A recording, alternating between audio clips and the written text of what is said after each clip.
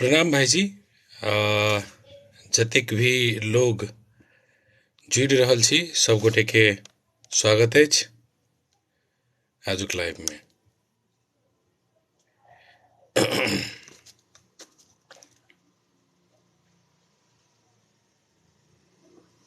जोकर कोइच नमस्ते। मुकेश नमस्कार नमस्कार।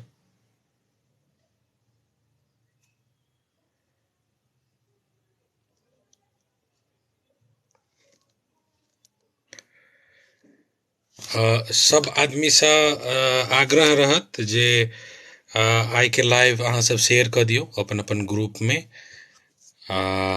Continuously likes ये स्क्रीन के ऊपर में अपने सब टच करब ताकि लाइक्स इंक्रीज होए। 10K के बाद में लाइव जे छे से फॉर यू पेज में जाए छे। आई अपन सबके गेस्ट छथिन आभास लाभ भाईजी, अपने सब वीडियो में देखने छलौ हैत। त सब आदमी सा आग्रह रहत कि अपना सबके मैथिल म्यूजिक के बारे में जे छलफल हेते त अधिक से अधिक आदमी ओइ पर ज्ञान लैत। तै के हेतु सब गोटे से आग्रह रहत जे जल्द से जल्द अपने सब शेयर करब आ लाइक्स जे छै से बहुत ज्यादा करब ताकि बहुत जल्दी 10K पहुँचे आ तकर बाद कथी कहे छै फॉर यू पेज में जाए। भाईजी आबि गेल छथिन लाइव में। बहुत जल्दी भाईजी के हम सब जोड़बो करब एहि लाइव में कार्यक्रम में। तै से पहले धर्मिष्ठा जी प्रणाम, खूब निक रहू, नमस्कार। कुर्बान दाजू हम सारसर से देखे छी। बहुत बहुत धन्यवाद अपने के। सारसर तो हमर गांव भेल। मारेर के हम भेनौ त सारसर बुझियो जे छिमेकी गांव भेल हमरा लेल। दामोदर जम्मर कटेल प्रणाम दाजू, you live in Pepsi Sun City. Thank you so much. And here with us, I'm from Mithila Pradesh too. प्रणाम भाईजी। आशीष कहे छथिन बुआ खूब निक रहू, स्वस्थ रहू। स्नेहा खूब स्वस्थ रहू। आई एम फ्रॉम मिथिला प्रदेश 1 चित्रांश छथि भाईजी, गोर लगै छी कहे छथि, खूब निक रहू, जय Mithila. I am from Mithila प्रदेश। शांति झा जी सेहो जुड़ गेल छथि, हुनको स्वागत अछि शांति जी अपनहु के। राहुल प्रधान जी दाजु प्रणाम भन्दै हुनुहुन्छ, प्रणाम। आज मैले भिडियो राख्न पाएको थिइनँ, त्यसको लागि क्षमा प्राप्ति छु। केही मेरा आफ्ना हेल्थ इस्युजले गर्दाखेरि मैले राख्न पाइनँ। तर आजको लाइभ चाहिँ भिडियो भन्दा कम हुँदैन, इन्स्पिरेसनल हाम्रो मैथिली म्युजिकको बारेमा हामीले जान्ने मौका पाउँछौँ। रिंकू गायत्री मिश्र जी सेहो आबि गेल छथिन लाइव में, उनको स्वागत अछि। रिंकू जी बहुत बहुत धन्यवाद अपने लाइव में एनौ तै के लेल। अपने सब सा हम ई आग्रह करब जे अपने सब लाइव के कंटिन्यूअसली अपने सब टैप करते रहबे ताकि आभास भाईजी के बारे में, आभास भाईजी जे मैथिली संगीत के बारे में कहथिन तिनकर जानकारी अपना सब उठा सके, ओकर फायदा ओ एजुकेशनल नॉलेज के सब आदमी फायदा उठा सके। संगे आभास भाईजी अपना सबके लाइव में जुड़ चुकल छथिन, उनका स्वागत करै छियै सब आदमी मिलकर।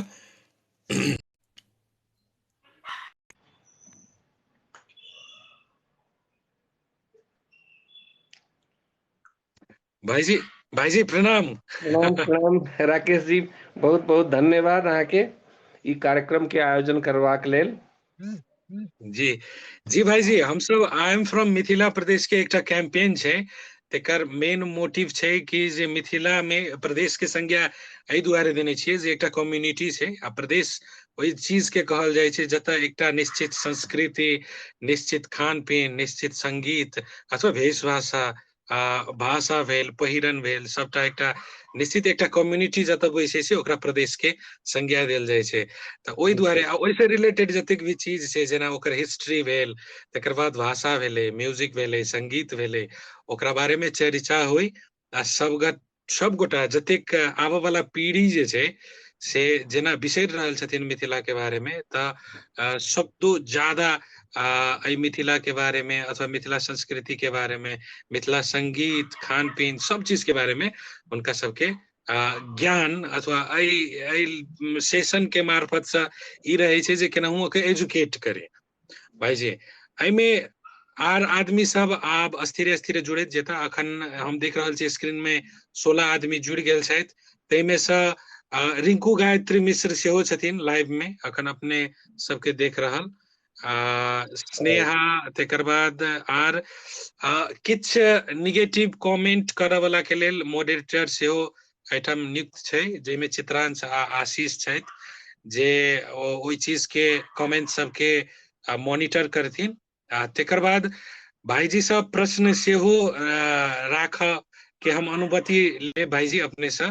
कार्यक्रम के अंत में किछ जिनका सबके किछ जिज्ञासा भेलनि, मन में किछ भेलनि जे हम ई पूछी, तऽ ओ सब पूछि सकै छथि। भाईजी आब कार्यक्रम के शुरुआत करैत हम एकटा प्रश्न राखऽ चाहब। जो अपने आब बुझियौ जे मिथिला में, जनकपुर में अथवा अपना सबके जो तराई मिथिला बेल्ट छै, ताहिमे हम सब सुनैत आयल छियै सब दिन से कि आभास भाईजी सब छलखिन हैं जे शुरुआत केलखिन। सब दिन से ई चीज हम सुनैत आयल छियै।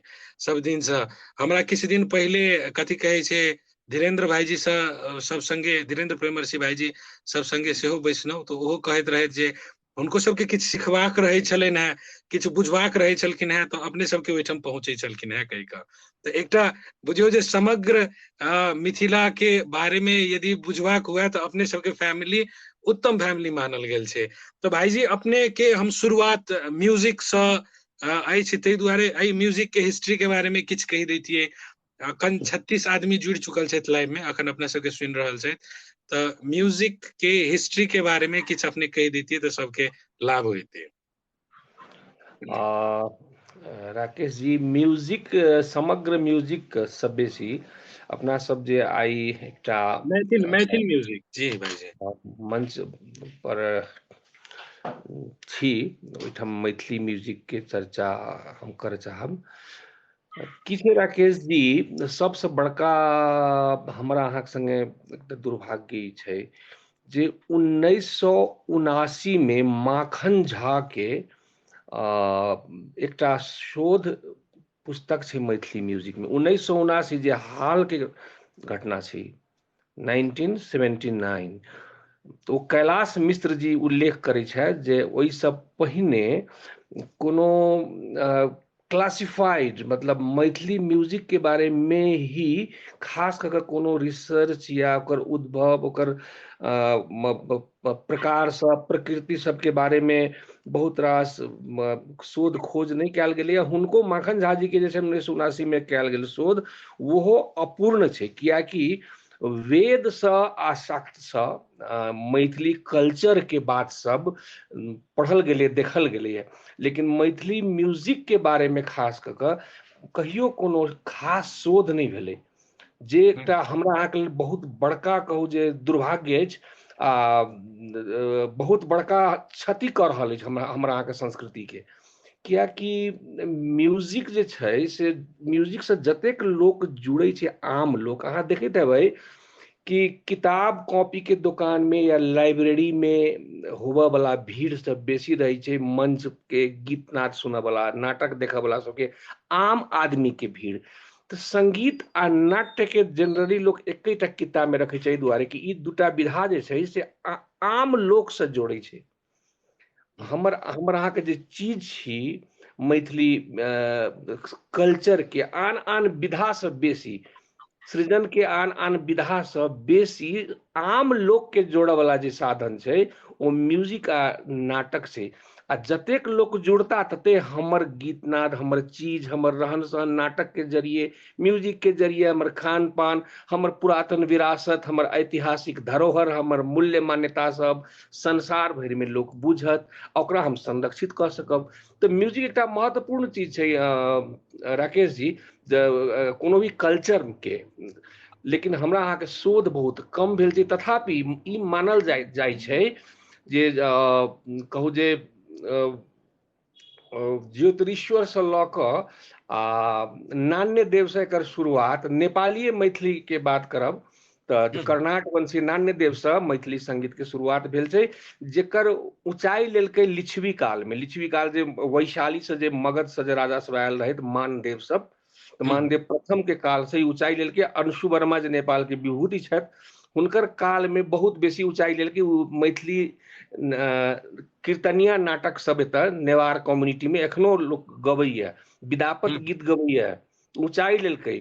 आ ओना देखबै तऽ बहुत बेसी मैथिली गीत संगीत के चर्चा निश्चित रूप से महाकवि विद्यापति के बेर से शुरू भेलै, पंडित गोविंद ठाकुर। आ ओ क्रम एखन धरि जेना जेना समाजक स्वर बदललै, तेना तेना मैथिली गीतक भाखा बदललै, मैथिली संगीत बदललै। तऽ समाजक स्वर कोन रूपे प्रभावित होइ छै राजनीतिसँ, राज्य के व्यवस्थासँ, हमर अहाँके अभिरुचिसँ, हमर अहाँके कार्य क्षेत्रसँ कोन कोन काज करै छी ताहिसँ। बात तऽ ई छै जे हम मागधी आ प्राकृतसँ प्राकट्य भेल हमर अहाँके भाषा के स्वरूप ई छै जे मतलब एखन अवस्था ई छै जे 4.5-5 करोड़ मैथिली भाषी छी, जाहिमे सँ 70% मिथिलांचल छोड़ि देने छथि, आ जे 30% छथि से सब मिथिलांचल में छथि। 70% जे मिथिलांचल छोड़ने छथि, हुनकर आबै वाला पुस्ता में हमर अहाँके चीज पुस्तांतरण नहीं भऽ पबै छै। तऽ गीत नाद कहाँ से हेतै? पहिले छलै परंपरा जे अपन बेटी के लोग विवाह में गीत नाद के संस्कार गीतक कॉपी सब, मुंडन में गावे वाला गीत, चूड़ाकरण में गावे वाला गीत, या विवाह के विभिन्न कहू जे विवाह में जे रीत रिवाज होइ छै, विध सब होइ छै, तो वो विध सबके गीत अपन बेटी के दऽ कऽ गोसाउनी गीत, हनुमान जी गीत, नचारी, आब ओ पुस्तांतरण करऽ के परंपरा हटि गेलै। आ जे मिथिला से चलि गेल बाहर छै, जेना हमही सब छी, ओ सब पुस्तांतरण नहीं करऽ पाबि रहल छी। माने 70% जे मैथिली भाषी छथि मिथिला से बाहर, ओ सब मैथिली मिथिला के ठीक से नहीं धेने छथि, आ ओ सब पुस्तांतरण नहीं कऽ रहल छथि। तऽ हुनकर धिया पुता सब जतऽ रहै छथिन ओहिठाम के गीत सुनै छथिन, नेपाली गीत सुनै छथिन। नेपाल में छी तऽ उम्हर छी तऽ हिंदी, पंजाबी, अंग्रेजी ई गीत सब, गीतनाद सब, अपन चीज सब नहीं बुझि पाबि रहल छथिन। तऽ बड़का समस्या पुस्तांतरण के सेहो। आ 30% जे मिथिला में लोक सब छथि, जिनका संग में संरक्षित अछि हमर ग्रामीण कंठ में हमर गीत सब, ग्रामीण नारी कंठ में जे हमर लोक गीत सब, ग्रामीण कंठ में हमर लोक गाथा सब, लोक गीत सब, वो सब एहि पुस्ता संगे खत्म होबऽ वाला कगार पर छै। आ ओहू में से भाषा के एतेक बड़का आक्रमण भाषा ऊपर भऽ रहल छै, जो 30% वाला में से बड़का संख्या कहि रहल छै जे हमसब मैथिली भाषी छियै नहीं, हमर ई भाषे नहीं अछि। तऽ एखन से बड़का ग्रहण हमरा अपन जीवन काल में एखन धरि के जे जहियासँ हम जन्मलहुँ हँ, बुद्धि भेल हमरा, तऽ एखन धरि के ई सबसँ बड़का संकटपूर्ण काल अइ। आ निश्चित रूप से जखन भाषे पर प्रहार छै, तऽ ओहि ओकरे एकटा अंग, ओकरे एकटा अवयव मैथिली संगीत सेहो छै, तऽ ओहो प्रभावित भऽ रहल छै। आब ई सोचियौ जे जतेक लोक देखै छथि, चाहे जतेक लोक एहिठाम छथि, आन आन मंच सब पर से सुनै छथिन आ बुझै छथिन, हुनका कतेक बेसी जागरूकता के आवश्यकता छै एखन, कते बड़का अभियान के स्तर पर लऽ जयबाक आवश्यकता छै एखन। जेना अहाँक ई मंच जे छै से एकटा बड़का काज कऽ रहल अछि एखुनका संकटसँ अपन भाषा संस्कृति के उबारबाक लेल। तहिना आन आन मंच, आन आन चीज, आन आन प्रयास आ विभिन्न प्रयासक रूपरेखा सब सेहो स्पष्ट आ मूर्त हेबाक चाही, जाहिसँ मैथिली भाषा, संस्कृति, साहित्य, कला सबके संरक्षण आ संवर्धन होई।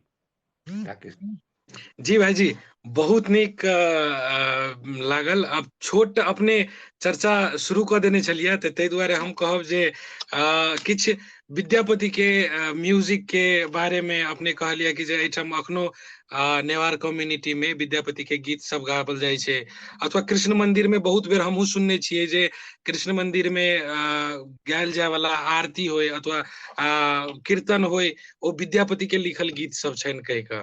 ओहि के बारे में किछु कहि दैतियै तऽ आर नीक होइतै भाईजी। आब देखियौ, विद्यापति गीत एतेक बेसी लिच्छवी कालसँ नेपालमे प्रख्यात भेलै जे एहिठाम के नेवार कम्युनिटी के मूल भाखे जेकरा ओइसे विदापत कहै छै एखनो ओ गीत छै भनहि विदापत गबै छै एखनो आ मन छाती चौड़ा भ जाइए सुनै छी त जे बड़ा मन हर्षित हो जाइए जे हमर अहाँ गीत कतऽ गायल जाइ छै। एक बेर हम दक्षिण काली गेल रहूँ तऽ ओहूठाम गायल गेलै। ई सब जे धुन छै से एकर सबके अपन धुन नहि छै, वो जे मांगन खवास कहल जाइ छै जे महाकवि कवि कोकिल विद्यापति के गीत सबके स्वरबद्ध आ संगीतबद्ध केने रहथिन मिथिला विभूति मांगन खवास, तो ओ धुन सब ई सब गबै छै, शब्दो वएह छै। कनिक एहिठाम के नेवार कम्युनिटी के जे अपन टोन छै ओ टोन तऽ आबिए जाइ छै, मुदा ओ धुन आ शब्द अहाँके बहुत आश्चर्य लागत, आह्लादित करत कि हमर अहाँके गीत कते दूर धरि पसरल छलैया। तो महाकवि विद्यापति के रचना सबके जे सौंदर्य छै, चाहे वो मैक्सिमम रचना हुनकर छनि भक्ति आ श्रृंगार रस में, तो हुनकर जे भक्ति रस के रचना सब छै से बहुत बेसी ओकर डाइवर्सिटी भी छै आ बहुत बेसी ओकर प्रसार भी छै। तकर बाद गोविंद ठाकुर के गीत सब सेहो बहुत प्रचलित भेल आ लोक सब बुझलक। ओना विद्यापति के महाकवि विद्यापति के गीत सब छनि अबहट्ठ तहिया के मैथिली के स्वरूप रहे अबहट्ठ, ताहिमे लिखल गेल छै। विश्वास विक्रम भाई सेहो जुड़ल है, उनका बहुत बहुत धन्यवाद। डॉक्टर सज्जन ठाकुर से हुनका देख रहल छी, हमरा बहुत खुशी लागि रहल है, दुनू हमर प्रिय प्रिय प्रिय अनुपम जुड़ल है। चलू स्वागतम अछि अहाँ सबके। काठमांडूमा म जनकपुरमा दियो दे दू लाइन तब मात्रे हम सब इसे भागब। है तो इहो मैथिली गीत संगीतक चर्चा में इहो एकटा देशक गीत छै, जेमे हमर अहाँ के भाषा संस्कृति, हमर अहाँ के जाति, हमर अहाँ के कुनवा के शोषण के गाथा छै, ओही के भीतर में हमर अहाँ के भाषा संस्कृति छै निश्चित रूप से। भाई वो सुना दिया ना भाई, तब मूड बन जाएगा भाई। दो लाइन मुखरा मात्र है, अंतरा नहीं होते चलते। पूरे आप देखो पूरे के रिक्वेस्ट आ गए भाई। अच्छा अच्छा वही शुरू करेंगे भाई। मलाई गाली नगर दाजू हमरी आम सुन छिन, तर मलाई रुवाए भने नेपाल आमरुन छिन, मलाई रुवाए भने हमरी आमरुन छिन। तिमी जन्म्यौ काठमाडौँमा म जनकपुरमा, मैला जन्मे बर्दियामा सैला भक्तपुरमा, जो जहाँ जन्मे पनि हाम्रो एउटै कोख छ, एउटै आमाको दुध छ र हाम्रो एउटै भोक छ, दाजुभाइ मिलेर बस्ने सपना आमा बुन्छिन्, मलाई रुवाए भने नेपाल आमा रुन्छिन्, मलाई रुवाए भने हाम्री आमा रुन्छिन्। गजब गजब गजब भाई। स्टेप को स्टेप कंटिन्यू कहै छै, दूसरो स्टेप है कानून नहीं दोसर कहाँ बन, वही दिन तो एक अपना सब हम विश्वास जी सब बैसल रही थे, एक स्टेप बनबे के लिए दोसर बैसा रहे थे तब दोसर स्टेप बनते। बात में दम है, इसलिए अंतरा कम है। कतऽ छी डॉक्टर साहब जी हम घर में छी, देखिन जो काठमांडू जनकपुर काठमांडू में घर जनकपुर जी का, जनकपुर घर काठमांडू जी खाए, ऐसे बुझिए ना।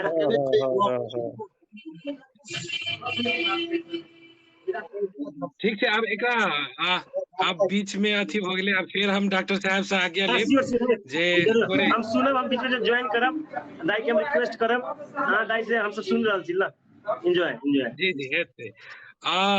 भाई जी अपना सब वो विद्यापति के म्यूजिक के स्टार्ट केने चलिए, जे एठाम कथी कहै छै, एठाम नेवार कम्युनिटी में विद्यापति के म्यूजिक के बारे में अपना सबके चर्चा चले, ओकरे कंटिन्यू करतिए। हाँ वही चीज के जे ट्यून छै, जे धुन छै, से वह छै जे हम अहाँ गबै छी। कतौ कतौ कोनो कोनो गीत के ट्यून ई सब अपनो कॉल ले छथिन कालांतर में समय अनुसार परिवेश अनुसार, लेकिन गीत के जे तत्व मूल स्वरूप से धुन के से हमरे यहाँ वाला छै। आ ई धुन के कॉपी तो इंडियन फिल्म इंडस्ट्री में भेल छै। मालदीव्स, मॉरिशस, सूरीनाम, फिजी, जतऽ जतऽ भोजपुरी भाषा भाषी छथि वहूठम विद्यापति गीत सब सुनल जाइए। मैथिली भाषा में से हमरा बहुत लोग सब कहला जे एतेक बेसी एकर फैलाव छै आ एते बड़का हम सब हमर सबके गौरव अछि जे एते बड़का मतलब एते महान रचना के रचयिता के भूमि के हम सब वासी छी, लेकिन हम सब ई बात के नहीं बुझे छिए या ओकरा महत्व नहीं दै छी। हम सब पॉप, जैज या दोसर वेस्टर्न म्यूजिक या दोसर आन आन म्यूजिक सबके बारे में या गीत सबके बारे में अभिरुचि रखै छी, लेकिन हमर जे मूल तत्व छै से मूल चीज के बारे में हमरा सबके अथी नहीं है, अभिरुचि नहीं है। एखुनका जनरेशन के देखियो ना बड़ा आश्चर्य लागत। अहाँ एखुनका जनरेशन के जेना हमर बेटा छै ओकरा हम विद्यापति गीत दूटा सिखेने छी, ओकरा अभिरुचि किया नहीं जगै छै? एकर की कारण छै अहू पर चर्चा करऽ पड़त। आखिर हमर अहाँ के जे चीज छै ओहि पर ओकरा ओते अभिरुचि किया नहीं छै जते अभिरुचि हमरा रहे, हमर पिताजी के रहन। ई एकटा महत्वपूर्ण चर्चा के एकटा सौंसे मंचक आयोजना करऽ पड़तै विषय पर। सही बात कहलिए, सही बात कहलिए भाईजी। हाँ भाईजी एकटा चीज अपने अखने नाम ले लिया जे पॉप के, जैज के, म्यूजिक के टाइप्स के बारे में, तो ओहि में जात हुआ हिप हॉप होए तो ई कहूँ नहीं कहूँ देखबे तो सब चीज मिथिला में छै। हमरा जहाँ तक हम अथी करे छिए जेना एकटा जेना अखन के टाइम में रैप कहे छै अथवा जे कहे छै ओ कहूँ नहीं कहूँ हम बुझे छी कि जे अल्लाह रुदल के जे टाइप छै ओ कहूँ नहीं कहूँ ओइसे मेल खाय छै। तो हम एकटा चीज कहबनि भाईजी के जे टाइप्स ऑफ मैथिल म्यूजिक जे छै तेकरा बारे में कनिक कहि देतिए जे प्रकार मैथिल म्यूजिक के प्रकार सब केहन केहन छै कहि का। देखियो एकरा मूलतः तीन भाग में तीन पार्ट में विभाजित किया जा सके। एक लोकगीत, अब लोकगीत के क्लासिफिकेशन में आउ। लोकगीत में छै अहाँ के जे काज सब जे करे छी कार्य संपादन सब जेना जाता पीसऽ काल के गीत लगनी, गोदना, झिझिया, बटगबनी ई सब भेल काज करक धान रोपब काल के गीत। हाँ धान काटऽ काल के गीत, जांत पीसऽ काल के गीत लगनी, रस्ता नमहरे तऽ बटगबनी, हाँ झिझिया खेलै छी तऽ झिझिया के गीत। तऽ काज करऽ काल के गीत सब एकटा भेल। आ जन्म से लऽ कऽ मृत्यु धरि के गीत सब जे छै हमरा अहाँ के में सबसे बड़का खूबी छै जन्मै छै तखन से लऽ कऽ सोहर से शुरू करै छी समदाउन धरि जाइ छै तो ओ सबटा चीज अहाँ के लोकगीत में अबैत अछि, लेल जा सकैत अछि। एकर बाद अहाँ के लोकगीत में भक्ति पार्ट सेहो छै मिथिलांचल में। नचारी छै, पराती छै, गोसाउनी गीत छै, महादेव के गीत छै, कथी कहै छै हनुमान जी के गीत छै, राधा कृष्ण के गीत छै, सीताराम के गीत छै। तो एकटा लोकगीत के दूटा पार्ट, एकटा कार्य संपादन के वाला पार्ट एक आ दोसर पार्ट भ गेल भक्ति संगीत, भक्ति गीत। आब चलि आउ दोसर पार्ट में भाग दू मतलब एक भ गेल लोकगीत जकर ई सब टाइटल सब छला। दोसर नंबर में भ गेल लोक गाथा जे मिथिलांचल में जे लोक देवता सब छथिन जेना कारू खिरहरि, सोखा, भुइयाँ, सलहेश, लोरिक, श्याम सिंह, चूहड़मल, रानी सारंगा, सदा वृक्ष, एकर बाद गोपी चांद, आल्हा उदल आदि इत्यादि जे वीर गाथा सब छै ओहि गाथा सबके गायन छै आ सबके शैली अलग अलग छै, सबके धुन अलग, कते डाइवर्सिटी छै से देखियो। हम जे एक नंबर में लोकगीत कहलिए ओकरो डाइवर हरेक सोहर के, समदाउन के, बटगबनी के, लगनी के, गोदना के सबके ट्यून आ मौलिक छै यौ। ओहिमे अहाँ एतेक बेसी डाइवर्सिटी होइत में भी एते बेसी मौलिकता छै एकर छुपल से अहाँ के आश्चर्य लागत। लोकगीत भेल एक, लोक गाथा भेल आ तेसर में संस्कार गीत भेल जे हम अहाँ मुंडन में गबै छियै, उपनयन में गबै छियै, ओठंगर कुटकाल में गबै छियै, नैना जोगिन में गबै छियै, आम बहु बियाह काल में गबै छियै, महुअक में गबै छियै, हाँ डिफरेंट बियाह के डिफरेंट जे विधि सब विध सब छै तो वही सब में गबै छियै, मूड़न काल में गबै छियै, एकर बाद उपनयन के गीत सब छै। हाँ जे संस्कार गीत सब छै, हमरा अहाँके संस्कार सब है ओ तऽ 3 भाग में हमरा मैथिली गीत के हम सब विभाजित करै छी आ सबके धुन अलग अलग छै। ई भ गेल मूल फोक फोक जे स्वरूप छै मैथिली के से। अब आधुनिक मैथिली में हमरा सबके बहुत रास जे अध्येता सब छथि या पुरोधा सब छथि, हुनका सबके एकर मौलिक स्वरूप पर भेल प्रहार सब नहीं बर्दाश्त होइ छनि। ऐसे एकर कतौ ने कतौ एकर प्रसार जे छै एकर सेहो प्रभावित होइ छै। हम सब कते मौलिकता धेने रहबै। अब देखियो अहाँ जे उ छै मैला आंचल जे छै फणीश्वर नाथ रेणु के, वो आंचलिक भाषा में छै, हिंदी ओकरा आत्मसात करके त नहीं भाषा बड़का भेलै यौ। तहिना आधुनिक खाली अश्लीलता नहीं हेबाक चाही, हमर अहाँके जे मूल्य मान्यता अछि, संस्कार अछि, सोच अछि, नैतिकता अछि व्यक्तित्व में, ओ सब कतौ सामाजिकता अछि, संबंध अछि परस्पर, से कतौ प्रभावित नहीं हुए। आ जँ नहीं होइया आ ओहिमे जे मौलिक धुन सब बना क आ ओ मौलिक जे धुन छै ओहिमे जे कतबो डाइवर्सिटी अबै छै तऽ एहिसँ मैथिली गीत संगीत के कहू जे प्रसारे हेतै, माने बढ़बे करतै, घटतै नहीं। मौलिकता के हमरा अहाँके खाली नहीं धऽ कऽ रखबाक चाही, से हमर सोच अछि। लेकिन धुन में मौलिकता चाही, धुन जे छै से केकरो नकल नहीं करी, से हमर एकदम कहू जे बहुत कड़ा ढंग से हम कहब कि दोसर धुन के लैला से हमरा अहाँके कतौ नहीं अपन जे धुन अपन जे चीज है से जरूर कुंठित होइए, बाधित होइए या प्रभावित होइए।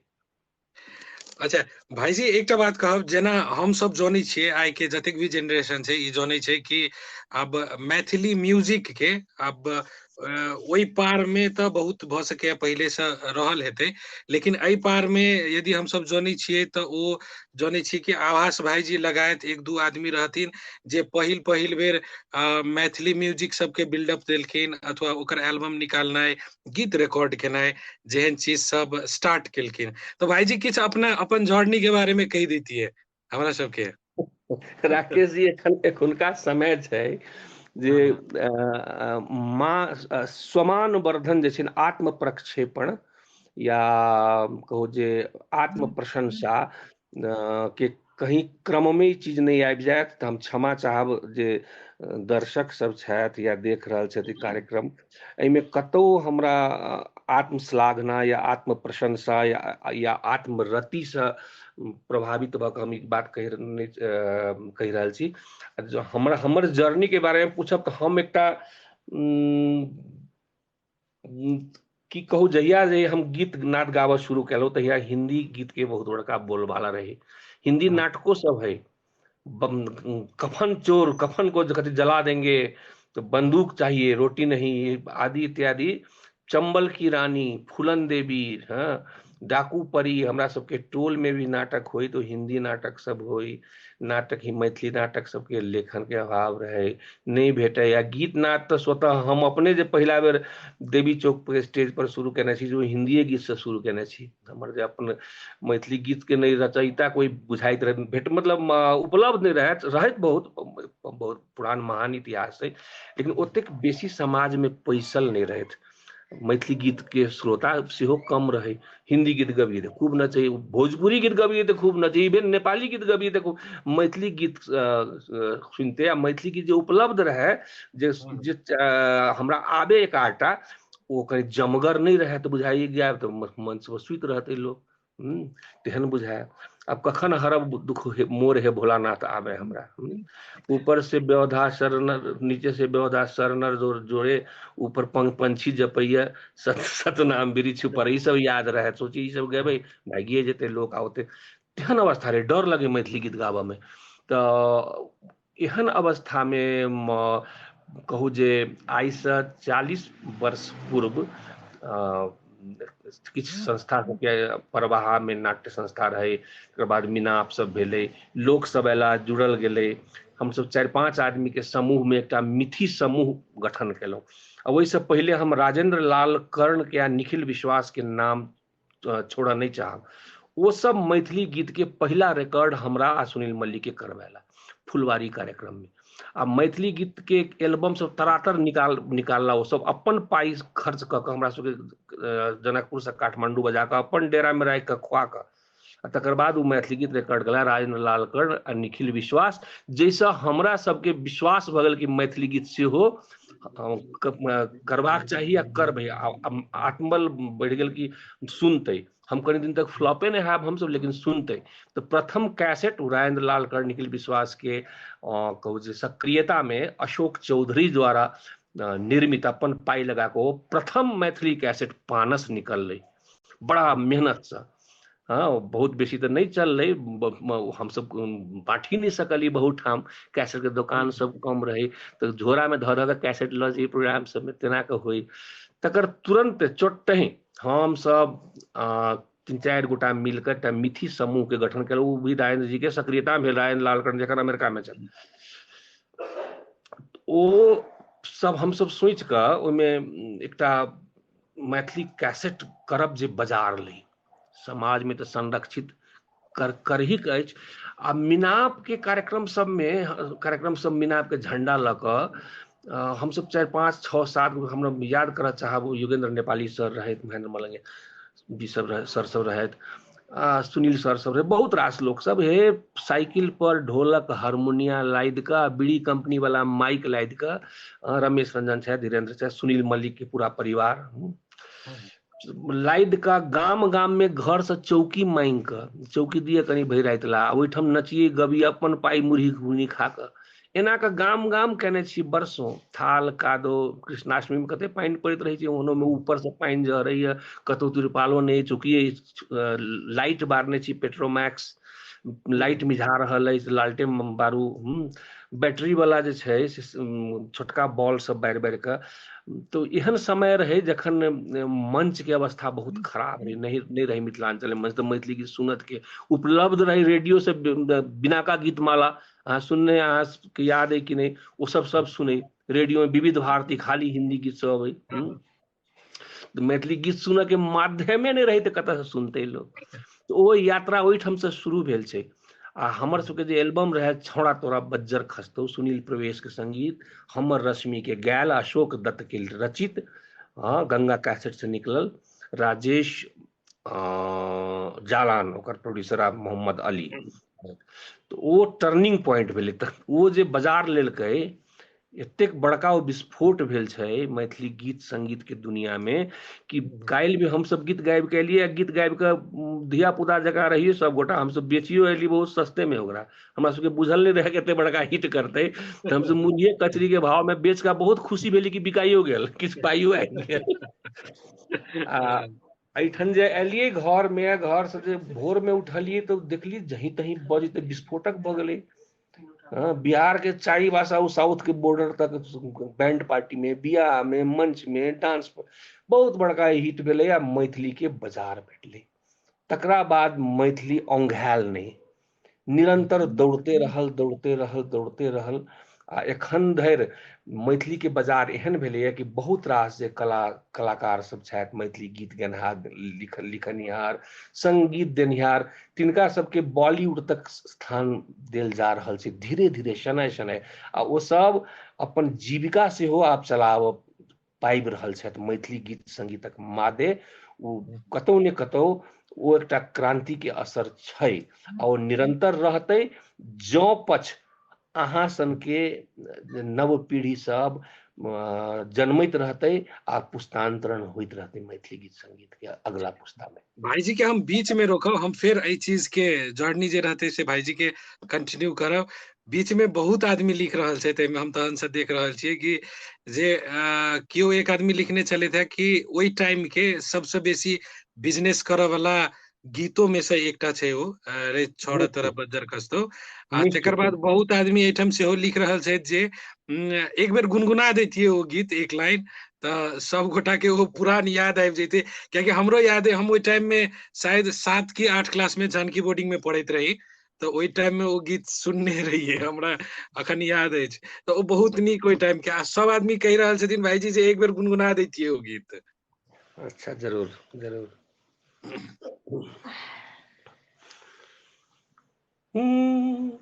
काकतर बैगला कॉलेज तू जाय छै, हम बजै छी मैथिली तू इंग्लिश बतियाय छै, तोहर डार किया लचकै छौ, हे तोहर डार किया लचकै छौ, रे छोड़ा तोरा बज्जर खसतो, रे छोड़ा तोरा बज्जर खसतो या, मुंह लगै छौ अनमन छुतहरनी, अपना के बूझे तू ममता कुलकर्णी, हे मुंह लगै छौ अनमन छुतहरनी, अपना के बुझै छै ममता कुलकर्णी, अक्षय कुमार नहीं पूछतौ, ई राकेश बाबू नहीं पूछतौ, रे छोड़ा तोरा बज्जर खसतौ या गीत छी राकेश जी। जी भाई जी, अब अपन जर्नी के कंटिन्यू कर देती है ठाम से। हाँ, तकर बाद त लगातार गीत सब भेटऽ लागल, गीत सब हिट भेलै, हमरा सबके बजाओल गेल, गंगा कैसेट टी सीरीज के मालिक सब जनकपुर आबऽ लगला, जे हमरा ई सब चाही ग्रुप, तो हम सब दिल्ली गेलहुं आ तरातर गीत घर घर के, मैया भवानी, बिनती सुनू नाम 3टा 4टा कैसेट केलहुं, और नीक तै समय के नीक पाइयो देलक हमरा सबके, आ ओहो ततेक बिक्री भेलै गीत घर घर के, अखनो सुनै छी जे 10वीं में गोदना झिझिया सब बजैया, तोहरे भरोसे बढ़म बाबा झिझरी बनेलिए, अनारबती डोमरी तोहर डोम कतऽ गेलौ, तकर बाद वाला एल्बम सब छै जे बहुत बड़का बाजार लेकै, एखन धरि हमरा नहीं बुझाइ जे एते भ सके हमरा अल्प ज्ञान होय, लेकिन सबसे बेसी बिक्री होवे वाला एल्बम में से एकटा इहो एल्बम भेलै। भाई जी एकटा बात पूछब, जे अपने सबके गीत में अब ई एकटा रे छोरा तोरा बज्जर खसतो गीत के बाद में अपने सब जे गीत निकाललिए, तो वो प्राय जसो लोक गीत सब रहे, जना अनार बत्ती डोमरी, तकर बाद अब झिझिया के गीत सब, तो ई प्रेरणा कतऽ से आयल कि जे नहीं एहन गीत सब पर बेसी फोकस्ड कैल जाय, एहन लोक चीज सब जे हरायल जा रहल छै ओकरा व्यावसायिक रूप से एकटा जीवित मूर्त सब दिन के लेल प्रदान कर दिए, तेहन चीज के। जहिया हम सब हमरा सबके कोपर फुटैत रहे, माने किशोरावस्था में रहूं, तहिया एकटा महापुरुष एहिठाम उदित रहथि, डॉक्टर धीरेन्द्र, हुनकर एकटा स्कूल रहे, ओ स्कूल के विद्यार्थी हमर पिताजी सेहो छथि, डॉक्टर राजेंद्र विमल, मलंगिया सर छथि, योगेंद्र नेपाली सर, अनेक सब हुनके विद्यार्थी, एकटा एहन स्कूल रहे कि अद्भुत मैथिली भाषा कला संस्कृति के प्रति बुझू जे प्राण से बढ़ि के बुझाइ जे केना के एकरा संजोग, जे ताइक काने जते ठेठ गीत ओते बेसी महत्वपूर्ण, ओते बेसी कहू जे श्रद्धा के लायक बुझी हम सब, जते ठेठिया गीत सब निकाल के आने, तो हम सब तो बासोपट्टी गेल रहूं, तो पमरिया के बस्ती में जाकर टेप रिकॉर्ड आ कैसेट लगा ओकरा सब 10टा गीत गबेलिए, टेप के अनलिए सिखलिए, जे ओकर धुन की छै, केना गबै छै, केना गायल जाय, हमर चीज है एकरा हम जतेक नीक से पढ़ि सकिए, छिड़िया के फेंक देबै भात दालि तरकारी बड़ी कढ़ी सकरौड़ी तिलकोरक तरुआ, कोनो महत्व नहीं रखते, ओकरा जे नीक से सैंत के पीढ़ी बना के ठाव पीढ़ी क के जे नीक से सैंत के देबै, तहन लोग के खाहू में नीक लगतै, भोजन करे में नीक लगतै, एकरा कतेक नीक से पढ़ि सकी, तै पहिने नीक से सीख के परंपरा के शुरुआत भेलै तहिया।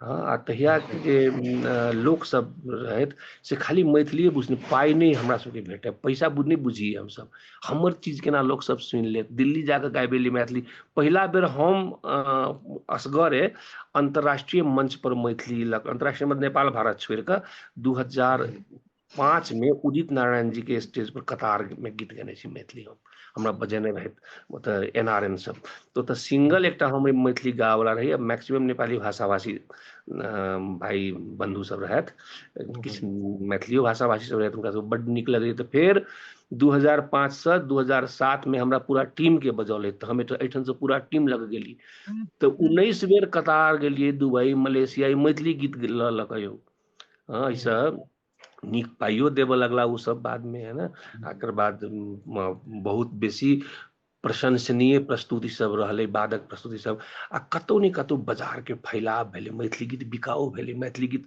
श्रवण नहीं अभिरुचि के विषय बन गेले, एखन हाँ देखियो तो मैथिली गीत के गायक श्रोता में एक अकस्मात बहुत वृद्धि भेले अछि, तमे ई सब चीज के कतौ ने कतौ महत्व छै। ई संघर्ष के जे कथा छी, ई संघर्ष कथा कतौ ने कतौ ई सुखांत भेल अनुभूति होइए, अनुभव होइए, कतौ सुखांत है।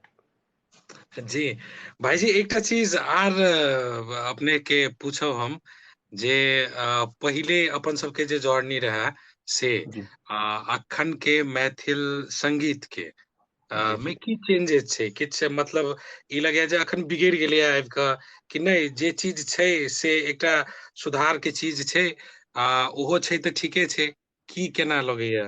बिगड़ गेलै नहीं कहि सकै छी राकेश जी। डाइवर्सिटी छै, जेना भाषा के जे विविधता छै ने, वैविध्य छै भाषा के जे अलग अलग प्रकार से दू आदमी एक रंग नहीं बजै छी ने। हम हमर कनिया दू रंग के बजै छी, अहाँ कनिया दू रंग से बजै छथिन। उ तऽ जतेक टंग छै, ततेक रंग के डाइवर्सिटी छै। आ तहिना संगीत में सेहो छै। तऽ हम अगर कोई नीक आ बेजाय खाली निकालै छथि ने, तऽ हम एकरा प्रगति बुझै छी। ओकर आलोचनो हुए जे खराब करैया या खराब गबैया या धुन चोरी केलक या एना केलक, काज तऽ भऽ रहल छै ने, काज तऽ बहुत बेसी भऽ रहल छै। जँ वर्तमान राजनीतिक अवस्था से मैथिली माँ मैथिली हमर उबरि जैती, जे राजनीतिक रूप से प्रहार सब भाषा पर भऽ रहल छै, मगही या कथी बज्जिका आदि इत्यादि सब मैथिलीये छै देखियौ। ई सब जे भऽ रहल छै, आब कतेक से जाउ कह, हमरा तऽ एहिमे कोनो स्वार्थ नहीं। मैथिली के जनसंख्या बहुत बढ़ि जेतै, हमरा प्रधानमंत्री थोड़े बना देत कियो। हम तऽ इएह दाँत के डॉक्टर रहब, घर में दाँत कतौ कतौ। आब तऽ एजो भेल, कहियो काल गाम जायब तऽ एकटा गीत मंगनी में बिना पाई के, वह हमर रमानंद युवा क्लब के मंच छी, ओहि पर से गाबि लेब, और की करबै। इससे बेसी तो हमरा स्वार्थ नहीं है।